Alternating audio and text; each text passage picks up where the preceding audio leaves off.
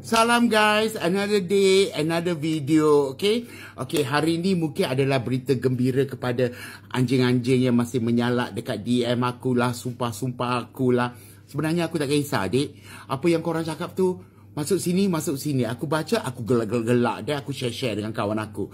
Okay, anyway, aku nak umumkan kepada korang, korang dah boleh hidup bahagia, tak payah komen-komen, buat dosa, hina-hina aku.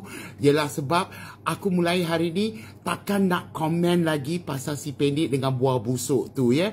Sebab aku rasa dua-dua ekor tu dah buka aib, apa aib, segala aib dah buka, dah tak ada aib lagi nak dibuka.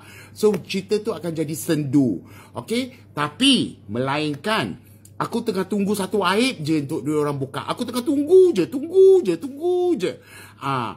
Sebab diorang belum dedahkan lagi apa di sebalik spender. Apa di sebalik seluar dalam diorang.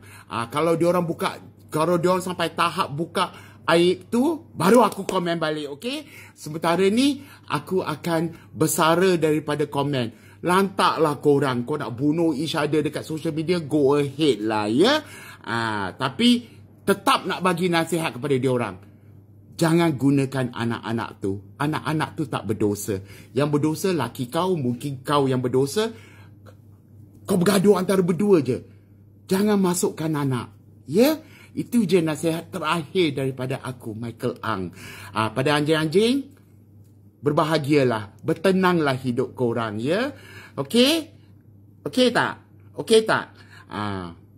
Siapa dua ekor tu yang bergaduh kat rumah berbuka tu? Sampai tarik baju tu. Famous ke diorang? Pasal lah jantan lagi. Tak ada jantan lain ke kat dunia ni?